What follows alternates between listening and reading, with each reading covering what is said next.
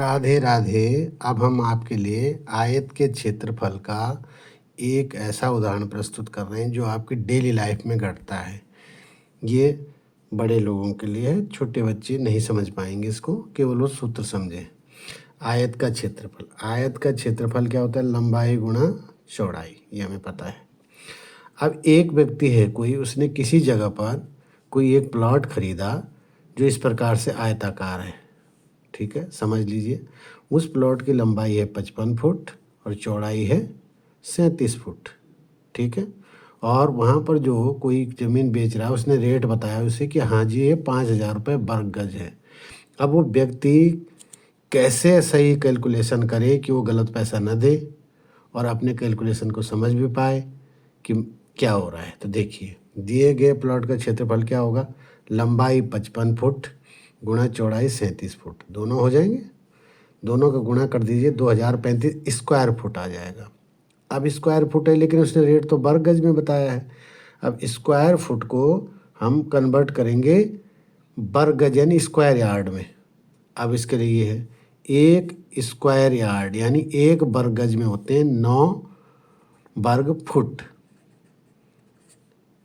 एक वर्ग गज में होते हैं 9 वर्ग फुट। ठीक है, तो 2035 स्क्वायर फुट में कितने वर्ग गज होंगे? तो 9 का भाग दे देंगे तो हमारे भाग देने पे आता है ये 226.11 वर्ग गज। आपकी ज़मीन जो आ गई है, जो ये खरीदी जा रही है, इतने वर्ग गज आ गए। यहाँ तक आप क्लियर हो गए।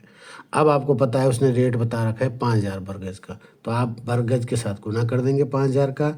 यह आ जाएगा आपके इकाई, दाई, सैकड़ा, हज़ार, 10,000, लाख, 10 लाख, 11,30,550 रुपये आपके आ गए। अब आप स्पष्ट हैं कि आपसे गलत पैसा नहीं लिया जा रहा।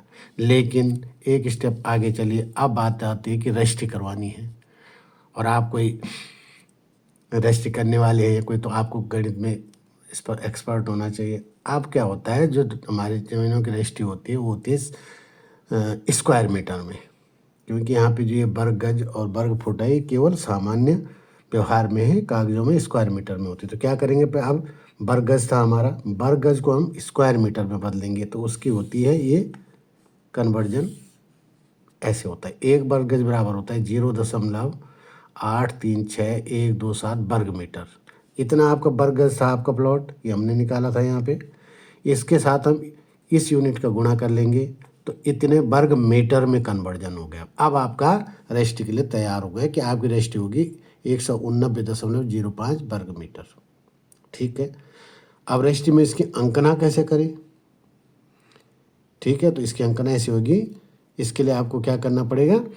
अंकना का मतलब मेरे क्या है कि रजिस्ट्री में कैसे लिखेंगे कि कितने रुपए वर्ग मीटर खरीदी, कितने रुपए वर्ग मीटर।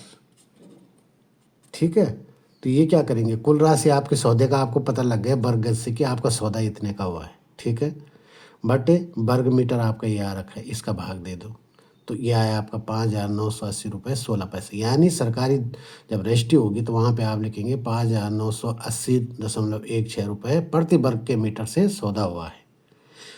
ठीक है, अब आप समझ गए रजिस्ट्री कैसे करेंगे। रजिस्ट्री करेंगे आप वर्ग मीटर पे। अब बात आती है कि स्टाम्प कैसे खरीदेंगे। तो स्टाम्प के लिए क्या करते हैं, जो भी सौदे की रकम होती है उसका 5% की स्टाम्प खरीद लेते हैं। 5% मैंने 5/100। तो ये आपका सौदा हुआ था, इसका 5% यह है 56,570.5। तो राउंड में कितना है, 56,530 रुपये के आप स्टाम्प खरीदेंगे। तो मेरा उद्देश्य है कि आपके लाभदायक होगा। इसको किसी को इसमें कुछ कन्फ्यूजन हो या कुछ और समझना हो तो कमेंट में मुझे बताएं, मैं एक दूसरा वीडियो बनाऊंगा आपके लिए। धन्यवाद।